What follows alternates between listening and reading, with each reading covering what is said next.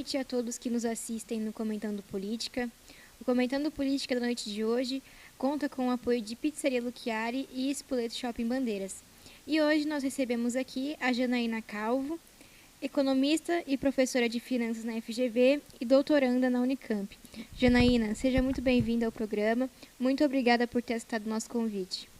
Rebeca, é um prazer estar aqui com você, falando de um tema tão delicado, tão importante, que é política, né? A gente sempre tem visto as pessoas falando de política, muitas vezes de maneira enviesada. Que maravilha você estar com essa oportunidade da gente conversar um pouquinho sobre política. Bom, Janaína, para a gente iniciar a nossa conversa dessa noite, eu gostaria que você nos contasse um pouquinho sobre a sua história e nos dissesse quem é Janaína.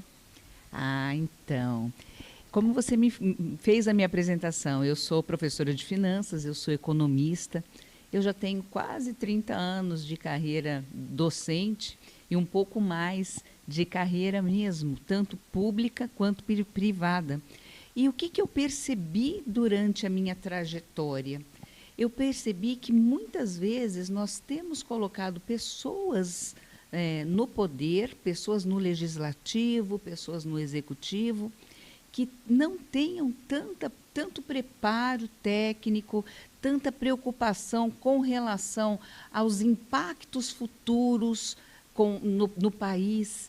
E eu estudei a minha vida inteira para ser administradora pública. E é alguma coisa que nós não temos essa cultura aqui. Você percebe em outros países, quando uma pessoa pretende entrar para a política, ela estuda aquilo, né? Ela estuda ciências políticas, ela estuda administração pública. Aqui no Brasil nós temos pouquíssimos administradores públicos. A gente não tem tanto. Contador público, que é o meu caso, menos ainda. E aí eu resolvi parar de ficar reclamando da política e resolvi agir. Resolvi entrar realmente nesse cenário propondo mudança. E mudar nesse contexto todo nada mais é do que agir. E é por isso que eu estou aí nessa caminhada. E, Janaína, teve algum momento específico na sua vida onde você viu essa necessidade de se engajar na política? Ou você sempre se encontrou mais ou menos atenta à política?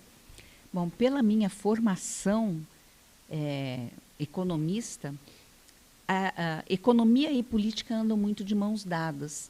Então, quando você percebe todo esse cenário que nós estamos vivendo, né, agora, para ser bem, que é algo que é mais perceptível, de 2019 para cá, nós temos sentido o quê? Um retrocesso econômico. Você vai, por exemplo, no supermercado com uma notinha de 100, que antes você conseguia comprar determinados alimentos, hoje você volta com 15% desses alimentos. É muito notório o poder de compra do brasileiro ter caído, não é? Então, esse é um grande ponto. Eu já sou um pouquinho mais velha que você, digamos assim. Eu vivi muito isso na década de 80, na década de 90. Nós chegamos numa inflação absurda. Então, agora, tenho certeza que você deve estar falando assim, que inflação, porque você não conheceu essa inflação da década de 80, que eu conheci. E isso me assusta. Me assusta porque são fatores políticos que influenciam os fatores econômicos. Por isso que é importante nós nos preocuparmos com o Brasil. Com que país que nós queremos deixar para os nossos filhos, para os filhos dos nossos filhos, para nós. Será que é isso? Será que é não ter condições de compra ou aumentar a criminalidade por conta de problemas econômicos? Será que é só isso? A gente fica assistindo de braços atados, de mãos atadas, sem fazer nada? Eu estou revoltada com relação a isso. E a minha sair realmente como pré-candidata é algo que é um grito de chega, agora a gente precisa mudar. Janaína, você falou um pouco aí sobre a inflação, que eu acredito que seja uma das coisas que a gente mais tem falado hoje no Brasil, onde você liga a televisão e vai ver o jornal e está falando sobre inflação, você vai na internet e as pessoas estão reclamando sobre o preço dos alimentos. E a gente sabe que a gente passou por 2 anos de pandemia, isolamento social, e que na verdade nem saímos da pandemia ainda. Mas foi somente a pandemia que impulsionou essa inflação que a gente tem visto no Brasil, onde em menos de 6 meses alguns produtos chegaram a subir mais de 100% o valor. Então é uma coisa que aconteceu muito rápido, né? De repente estourou tudo de uma vez. Eu gostaria de saber se foi somente a pandemia que impulsionou esse cenário que a gente tem visto hoje. Na verdade, nós somos frutos de decisões que nós tomamos lá atrás. Óbvio que a pandemia acelerou isso, porque nós ficamos parados e não tem como falar, não tem almoço grátis. Essa conta veio para a gente pagar. Só que essa conta veio para a gente pagar somado a todas as decisões que já vinham sendo tomadas no cenário político que afetavam tanto a política fiscal quanto a política monetária. Então, o que nós estamos vivendo agora é fruto, claro, desse período de 2020 e 2021, mas também de decisões que foram tomadas antes disso. Veja, é inadmissível a gente pensar em privilegiar determinado setor da economia sem pensar nos impactos futuros que isso pode acarretar. Nós tivemos uma época, por exemplo, de isenção, de redução de ICMS, isso soa familiar para você, porque estamos tendo de novo, né? Redução de ICMS, redução de IPI. O nome técnico disso é renúncia de receita. Renúncia de receita, você tem que dizer da onde virá a fonte de renda que você está abrindo mão. Só que, normalmente, isso é feito de maneira muito atropelada, sem avaliar.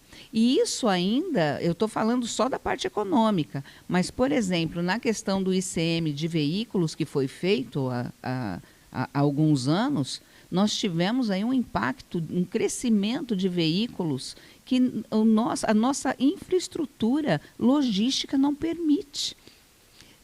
É capaz até de começar a ter rodízio aqui em Campinas. O negócio porque foi crescendo de maneira desestruturada. Você precisa pensar que toda decisão econômica que é tomada, ela vai causar impacto no curto, no médio e no longo prazo.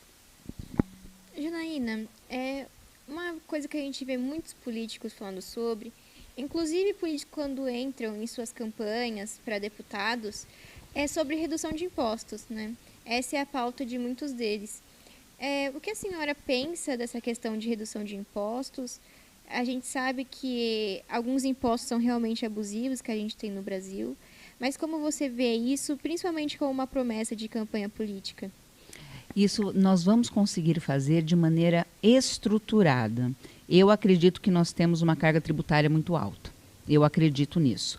Porém, do jeito que nós fazemos o gasto público, não há como você mexer na tributação sem desequilíbrio econômico. O que você está falando, Janaína? Eu estou falando o seguinte, tem que fazer a reforma tributária, sim, tem que fazer a reforma do Pacto Federativo, tem que fazer a reforma administrativa. O que nós gastamos com pagamento de folha de pagamento para comissionado é um absurdo, é um absurdo. E por que nós fazemos isso? Primeiro, porque existe todo um regramento que permite que cada pessoa que entra num cargo público possa contratar pessoas para assessorá-lo.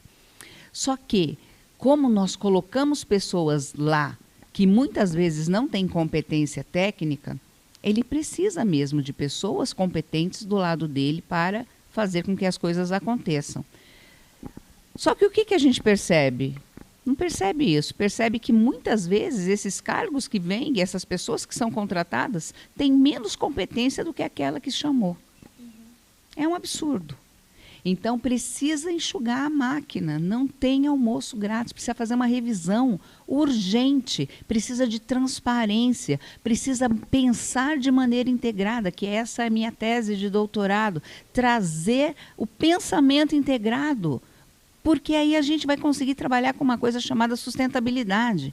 O que é sustentabilidade? Não é só o verde, não é além do verde. É você pensar em termos econômicos, que você consiga manter viável o funcionamento da coisa pública.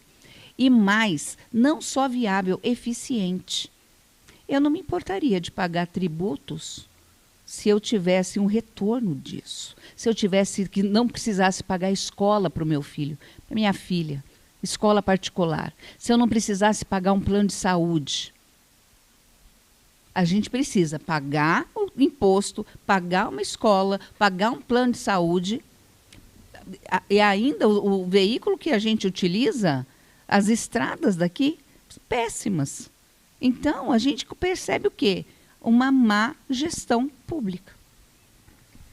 E Janaína, hoje você é pré-candidata a deputada federal pelo Partido Novo. E eu gostaria de saber por que essa candidatura para deputada federal. Boa pergunta. Veja, todas as questões que eu falei para você são questões que são avaliadas no Congresso. Como deputada estadual, eu consigo normatizar as leis que vêm lá de cima. Para mudá-las, que é a minha proposta, de verificação das leis existentes e implantação de novas, por exemplo, da lei tributária, por exemplo, da lei administrativa, né? Do Pacto Federativo, isso eu só consigo fazer lá. Então, eu serei muito mais útil para o Brasil como deputada federal. Perfeito. Janaína, nós vamos para um breve intervalo agora, mas você que está nos assistindo, continue acompanhando.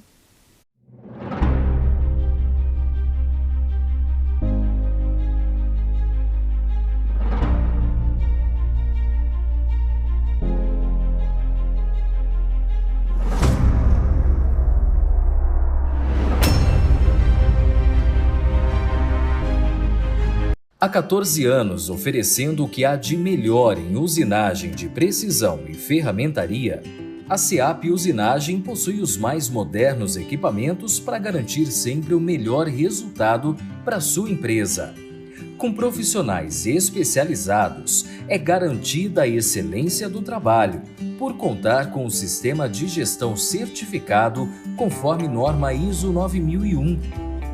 A SEAP Usinagem conta com um portal com cabeçote angular que suporta 15 mil quilos na mesa, torno CNC, torno convencional, retífica cilíndrica, retífica plana e tridimensional.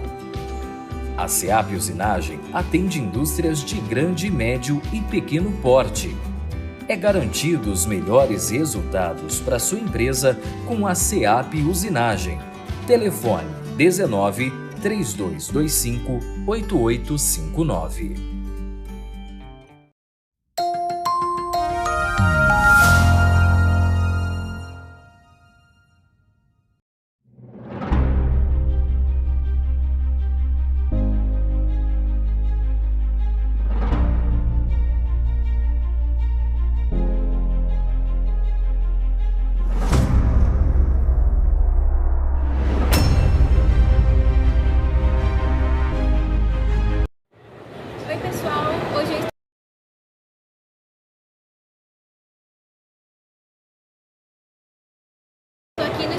Shopping Bandeiras e eu vim apresentar para vocês essa maravilhosa cozinha italiana.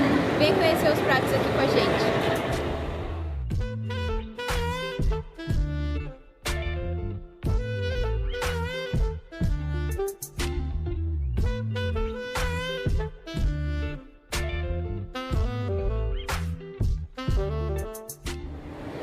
O Spoleto fica localizado aqui no Shopping Parque das Bandeiras, em Campinas, na praça de alimentação. Venha conhecer!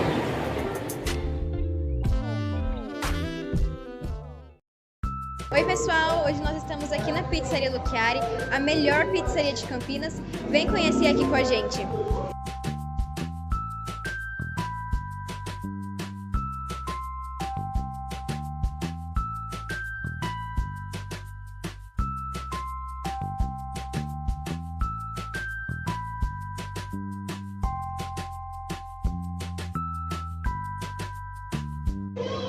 A Pizzaria Lucchiari também tem um ótimo ambiente para você frequentar com a sua família, com os seus amigos.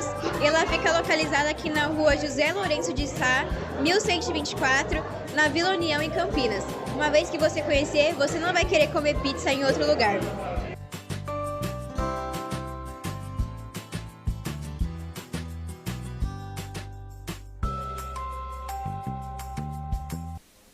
Estamos de volta com Comentando Política. Janaína, no bloco anterior, você falou pra gente sobre a sua candidatura a deputada federal, mas outra coisa que eu gostaria de saber sobre a sua pré-candidatura é porque você está sendo candidata pelo Partido Novo. E por que a escolha desse partido? Há quanto tempo a senhora está lá no Partido Novo? E principalmente, os motivos que fazem você se identificar com o partido. Maravilha, Rebeca. Bom, eu sempre trabalhei na área pública. Por trabalhar na área pública, eu tenho uma preocupação muito grande com a coisa pública. Porque é nossa, é do pagador de imposto, é da sociedade, é de todos nós. Eu precisava entrar num partido que tivesse valores parecidos com o meu. Eu acho, por exemplo, lamentável nós destinarmos quase 5 bilhões de reais para fundo partidário. É um valor que poderia ser gasto com educação, com saúde. 5 bilhões para fazer campanha, acho um absurdo. Então, sempre que você pensa em dinheiro público, não existe dinheiro público, é dinheiro nosso. Então, eu sempre primei por isso. Outra coisa, ética, valor que não tem o que falar. Não dá para ter pessoas na política com ficha suja. Impraticável. Com suspeita. Impraticável. Com já sentenciado, com na primeira instância, na segunda instância, não dá. Não dá. Impraticável. Então, tenho isso como um valor. Segundo, eu acredito na liberdade. Nós somos livres e nós somos indivíduos agentes de mudança. As mudanças, a gente não consegue mudar ninguém, mas nós conseguimos ser a mudança que nós queremos ver no mundo. E isso é muito latente no Novo. E esse é o grande ponto. Então, comecei a trabalhar, eu já trabalho, sou funcionária pública, hoje eu estou licenciada desde 2019, sem remuneração, para fazer o doutorado. E o que eu percebo? Nas minhas andanças pelas entidades públicas, por prefeituras, por autarquias, por universidades públicas, trabalhando com a prestação de contas, eu senti Senti a necessidade que elas têm de vislumbrar a longo prazo. E conheço os entraves da administração pública. E eu levei isso trazendo isso do Novo, nós fizemos uma liga perfeita. Então, o Novo, ele tem os mesmos valores que eu, nós trabalhamos com os mesmos princípios éticos e eu não consigo me ver, nesse momento, participando de um outro tipo de partido que aceite outros tipos de candidatos sem propósito, entende? Janaína, o que você vê hoje no Brasil que talvez seja um dos maiores erros da administração pública brasileira? Outro dia uma pessoa me falou uma frase que eu achei até um pouco engraçada. Ela me disse assim: não existe administração pública no Brasil. Eu gostaria de saber o que você acha sobre isso. Pois é, A administração pública, o grande problema da administração pública é que nós pensamos nela como silo, como departamento. Então, existe a área da saúde, a área da assistência social, a área da educação. Nós não pensamos no país como um todo. Falta integração, falta pensar em modelos de negócios mesmo. Como é que o Brasil utiliza os seus insumos principais, como ele utiliza no seu processo de entrega para a sociedade daquilo que compulsoriamente ela arrecada, qual é o impacto que ela gera nesse cidadão e quais são as entregas no curto, no médio e no longo prazo. Trocando em miúdos, como o país gera valor ao longo do tempo para a sua sociedade. Esse é o maior problema. A gente não sabe. Você sabe? Você consegue observar isso de maneira clara hoje? Não. Tanto é que nós temos dificuldade de investimentos estrangeiros aqui no Brasil, de capital externo aqui no Brasil. Nós já não somos mais um país grau de investimento. E isso é ruim. Eu deixo de trazer formação bruta de capital fixo. Você está falando difícil, Janela. Investimento na produção. Investimento na produção. Quanto mais investimentos eu tiver na produção, eu estou gerando mais emprego, eu estou gerando mais riqueza, eu estou devolvendo para a sociedade aquilo que compulsoriamente eu arrecado. Em termos de educação, nós somos incubadora de tecnologia, a pessoa se forma aqui e vai para fora do país. É um absurdo isso. Nós não temos campo de trabalho para essas pessoas, porque estamos trabalhando fragmentado. Faz sentido? Faz sentido. E, Janaína, acho que já é a segunda ou terceira vez que você cita a educação aqui nessa noite. E a gente vê, a senhora é uma professora universitária, e a gente vê que a educação brasileira realmente deixa muito a desejar, né?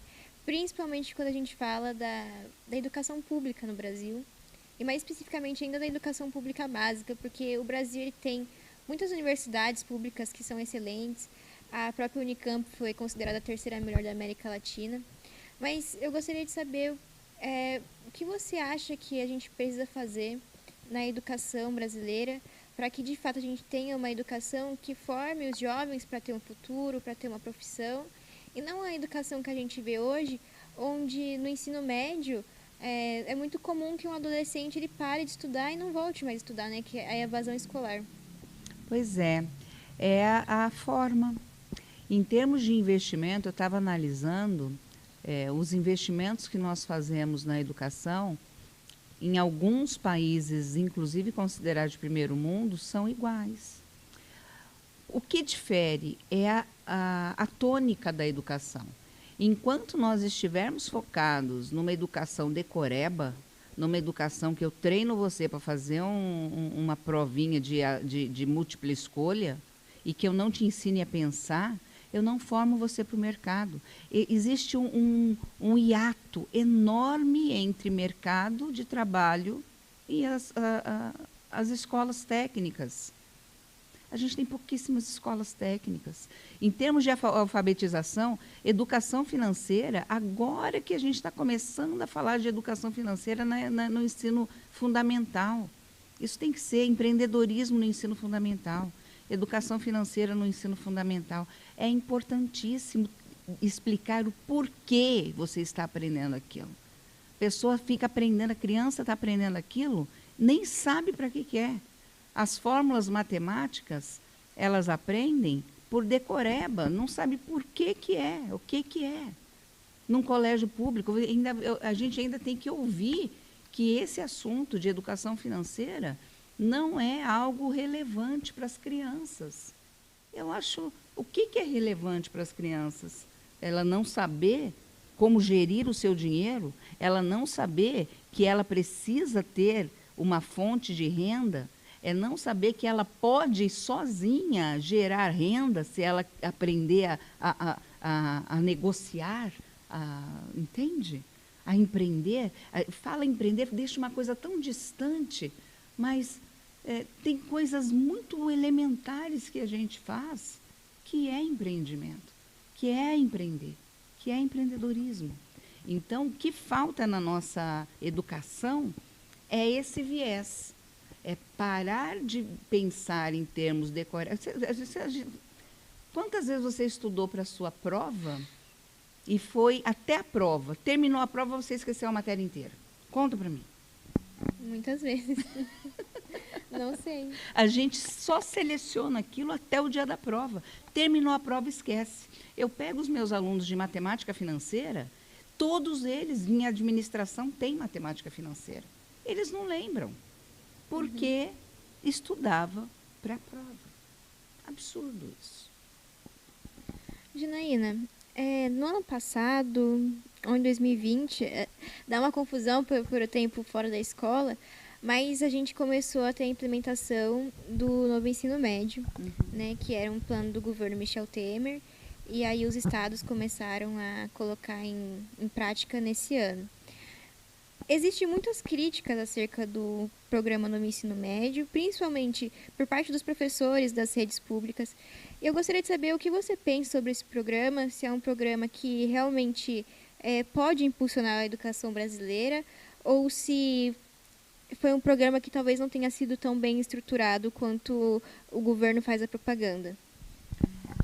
Então, eu volto para você a seguinte questão. Enquanto nós pensarmos de maneira setorizada, sem pensar no todo, todas as políticas que nós fizermos, ela é manca. Ela pode até resolver num pequeno espaço de tempo, mas ela não consegue se manter no longo prazo. Nós precisamos pensar que a gente vai receber a criança do ensino fundamental para o ensino médio. Se essa criança vem do ensino fundamental para o ensino médio com uma deficiência de aprendizagem, de pensamento focado em resultado, né? Focado em profissionalizar, focado em levar para o mercado de trabalho, essa criança vai ter uma dificuldade grande no ensino médio. Não tem como. Outra coisa, as métricas de avaliação precisam ser revistas. Urgente, urgente. Não dá para você achar que pode passar qualquer um, como nós já tivemos essa situação, não é?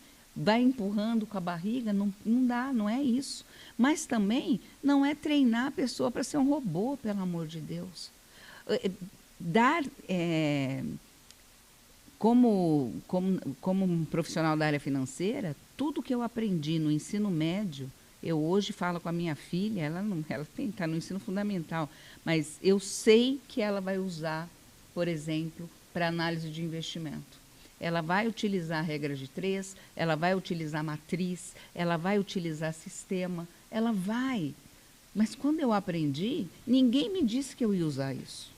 Ninguém me disse que eu ia usar estatística para avaliar isso. Que era possível usar estatística, por exemplo, para fazer uma metodologia para acertar o meu orçamento. Ninguém nunca me contou isso. Se eu tivesse sabido disso lá atrás, pode ter certeza que eu ia ter estudado com mais afinco. Existe algum país que a senhora acredita que o Brasil poderia usar de exemplo para aplicar na educação? Temos alguns países, sim. Eu gosto muito da Coreia do Sul. Gosto demais.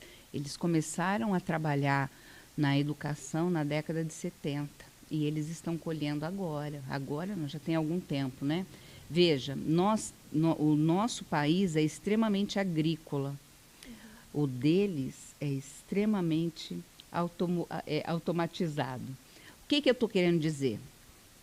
Enquanto aqui, na agricultura, nós usamos um engenheiro agrícola, às vezes para uma plantação inteira, lá para uma indústria automobilística, eles usam 10, 20.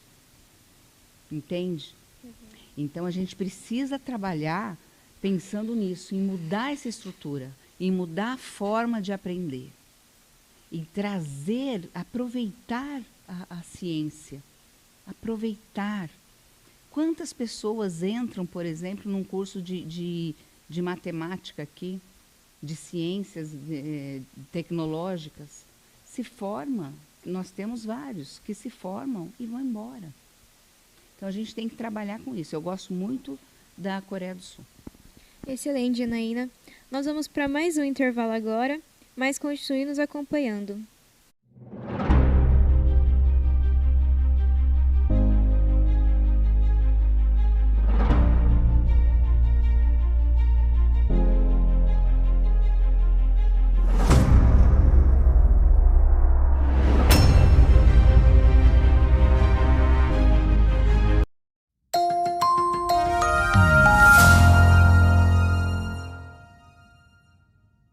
Bem-vindos ao Grupo Aguiar Imóveis e Seguros. Responsabilidade e atendimento personalizado, com as melhores opções de imóveis, seguros e consórcios. Uma empresa que tem orgulho de ser valiense e se empenha para trazer a você as melhores opções, tanto para vender e alugar o seu imóvel, quanto para o orçamento de seguros e consórcios.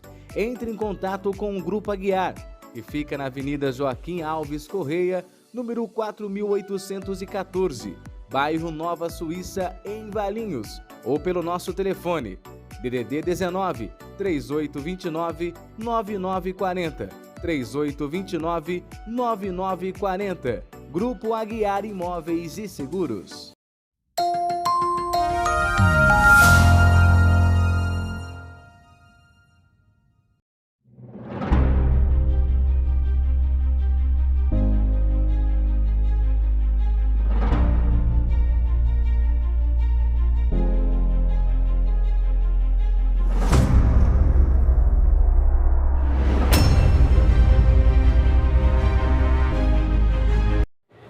Oi pessoal, hoje eu estou aqui no Spoleto Shopping Bandeiras e eu vim apresentar para vocês essa maravilhosa cozinha italiana. Vem conhecer os pratos aqui com a gente.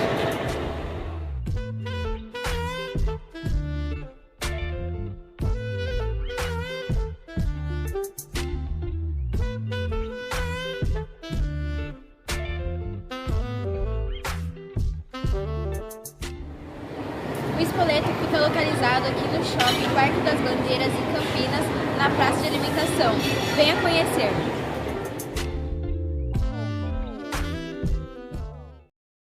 Oi pessoal, hoje nós estamos aqui na Pizzaria Lucchiari, a melhor pizzaria de Campinas. Vem conhecer aqui com a gente!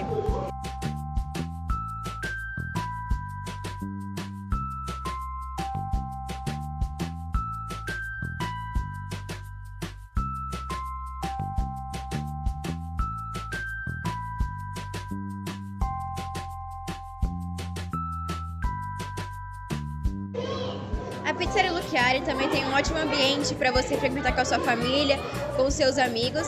E ela fica localizada aqui na rua José Lourenço de Sá, 1124, na Vila União, em Campinas.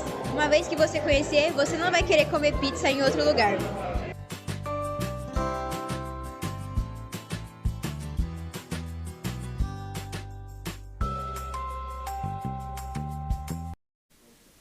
Estamos de volta. Janaína, eu vou ler para você alguns comentários que deixaram aqui para você nessa entrevista. O Carlos Leonardo colocou boa noite, Apóstolo, boa noite. Ana Cláudia, boa noite comentando política. Juna, boa noite. Helena Guimarães, boa noite. Cris Oliveira, boa noite. Ana Cláudia deixou um comentário. Precisamos de mais mulheres na política, nas esferas municipais e estaduais. Parabéns, Janaína, pela coragem e vontade de ajudar a mudar nossa sociedade. E também uma pergunta da Ana Cláudia. O que as pessoas precisam observar nessas eleições para votar de forma correta? Excelente pergunta, Ana Cláudia, né? Excelente pergunta, Ana Cláudia. A primeira coisa que a gente tem que observar é o que é que você espera daquele candidato. É um candidato a deputado estadual, é um candidato a deputado federal, é um senador, certo? Então, quando a gente está falando de Congresso, você tem que perceber quais são as limitações de cada candidato. Quais são as propostas? Quais são as pautas que ele está trabalhando? Porque muitos estão falando a mesma coisa. Em termos práticos, quais são as ações que ele vai fazer? Existem algumas pautas claras? Será que aquilo que ele está colocando é exequível para um deputado estadual? Para um deputado federal? Então, a gente precisa ter esse cuidado. Pegar também, começar a acompanhar esse deputado, acompanhar mesmo aquilo que ele está falando, aquilo que ele está colocando como retórica, aquilo que ele está levantando como bandeira, se é aderente, se ele te representa, é importante. Se ele tem os mesmos valores que você, é importante, porque ele vai representar você. É ele, é o seu voto, você está colocando ele lá. Esse é o ponto principal. Janaína, você acredita que grande parte dos candidatos, sejam para qual cargo que eles estejam concorrendo, tenham discursos populistas que muitas vezes fazem as pessoas votarem neles e aí passa os 4 anos de mandato e nada do que ele prometeu aconteceu? Você acha que isso acontece com grande parte dos candidatos que se lançam nas eleições? Ah, não tenha dúvida. Esse é um dos pontos principais pelo qual você precisa entender qual a função de cada cargo. Por quê? Porque, às vezes, a pessoa se usa mesmo de discursos lindos, maravilhosos, mas que não tem condição dele fazer aquilo.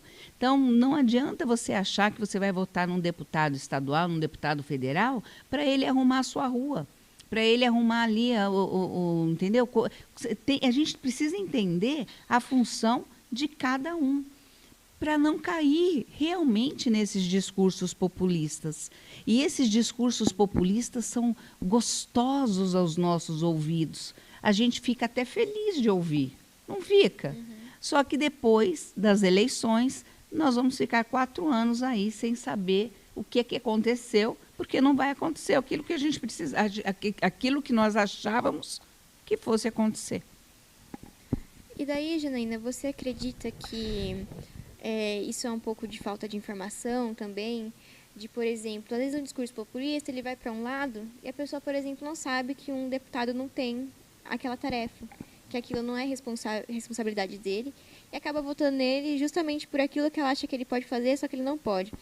Não seria um pouco de falta de informação que as pessoas têm, e informações que às vezes nem chegam realmente para a gente saber diferenciar os cargos públicos?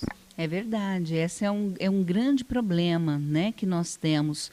A comunicação, ela sai muitas vezes truncada, e às vezes a gente tem dificuldade, inclusive, de procurar isso.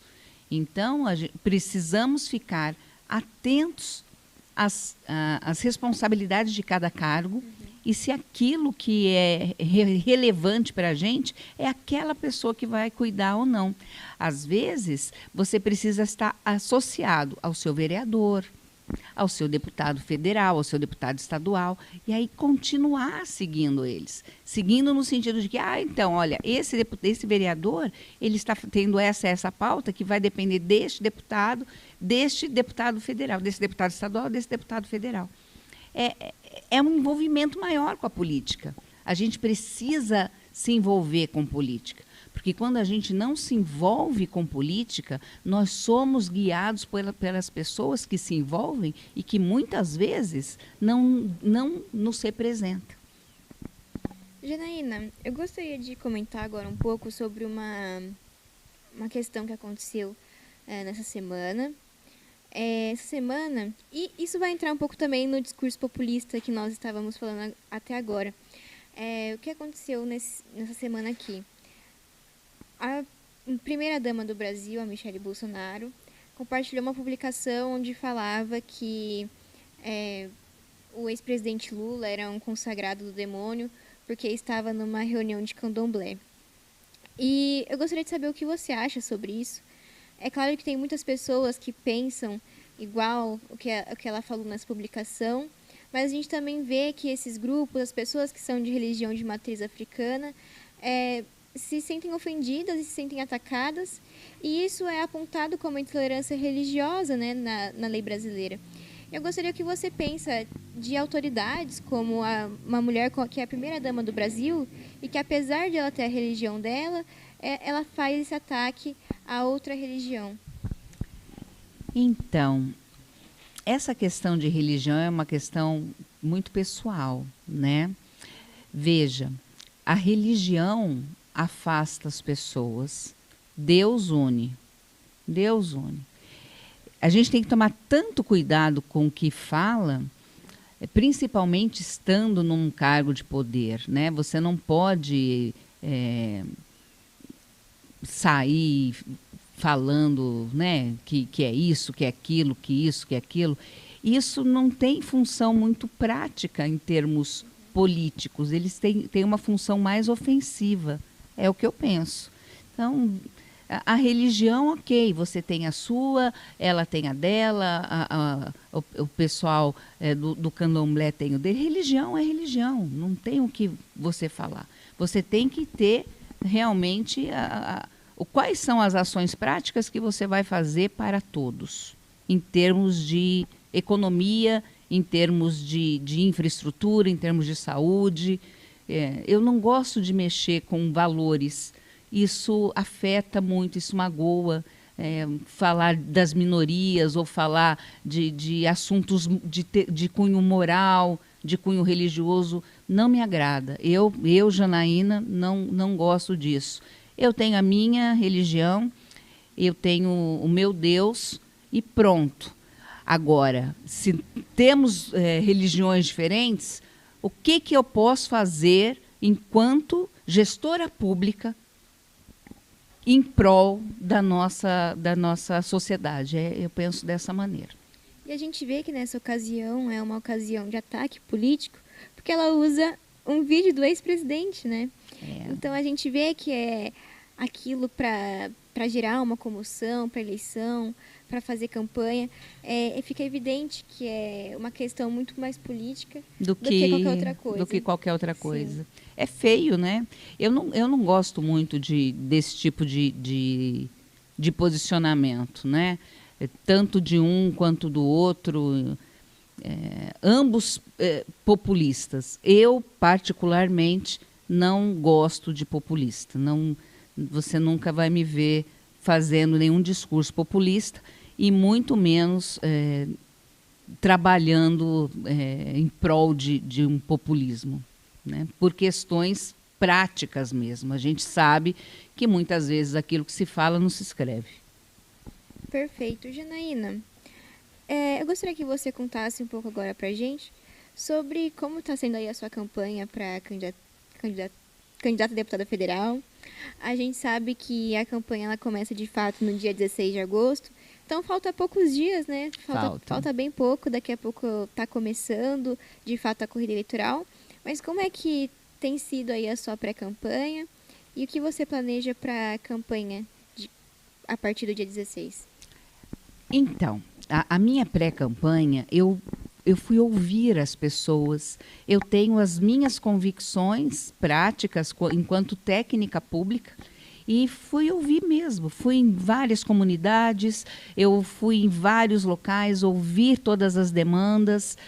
Nesse momento, coletei um monte de informações que são aderentes àquilo que eu levanto como bandeira. Então, eu tenho 4 bandeiras claras. Primeira bandeira que eu tenho é do empreendedorismo feminino. Por que o empreendedorismo feminino? Porque nós, mulheres, nós somos mega, porque a gente faz de um tudo para transformar a nossa casa num lugar acolhedor, num lugar caloroso. E mesmo assim, nós saímos para gerar renda. E temos uma série de dificuldades. Por exemplo, dificuldade de crédito, dificuldade de gestão, dificuldade de gênero. Nós temos. Cansei de ver pessoas com o mesmo cargo ganhando menos. Mesmo cargo ganhando menos. Então, isso é algo que me motiva. Trabalho muito para a mulher, contra a violência da mulher. E essa é uma bandeira muito, assim, a flor da pele. Segunda bandeira é a educação financeira. Temos que trabalhar com a educação financeira para a mulher, para a criança, para todos. Temos que trazer essa bandeira urgente. Minha terceira bandeira, como eu sou funcionária pública, sempre trabalhei com transparência pública para coibir a corrupção através de uma metodologia chamada relato integrado. O que você está falando, Janaína? Você sabia que do valor do pãozinho que você paga para o pãozinho, 18% vai para imposto? Sabe todas a maquiagem que você usa, creme para o cabelo, tudo, toda a parte de cosmético, chega a quase 70% de imposto que você paga. Você sabia? E você sabia que daqui de São Paulo, de cada R$100 que você paga, só volta 11? Você sabia? Isso tudo eu consigo perceber na transparência, porque eu sou contadora, mas você, enquanto cidadão público, não consegue. Eu quero trazer essa claridade, essa luz para as pessoas, até para que a gente consiga lutar junto. Então, transparência é importantíssimo. E terceiro, gestão pública sustentável. Nós temos que lutar por um Estado eficiente. Temos que lutar por um Estado que consiga gerir os seus recursos, que consiga ter condições de trazer instituições fortes, de trazer investimento externo. E só conseguimos isso com entidades fortes. Então, essas são as minhas bandeiras. E, para isso, eu tenho feito todo um apelo para a sociedade, porque eu não vou utilizar fundo eleitoral para a minha campanha. Eu não vou usar dinheiro público. Eu sei como o dinheiro público é precioso. E aí eu tenho contado com vocês todos, né? Com as pessoas que têm me apoiado, com voluntários, com doações, enfim, né? Esse tipo de ação que a gente tem feito aí na campanha e vai fazer na pré-campanha e na campanha. Excelente, Janaína. Nós já estamos chegando no final do programa dessa noite, mas quero agradecê-la pela presença, pelo nosso bate-papo, que foi super produtivo, e agradecer a você também, que tem acompanhado o programa Comentando Política, aqui todas as quartas-feiras, e que nos acompanhou nessa noite de hoje. Janaína, muito obrigada. Imagina, obrigada eu. Uma boa noite a todos, e nós nos vemos na próxima quarta-feira.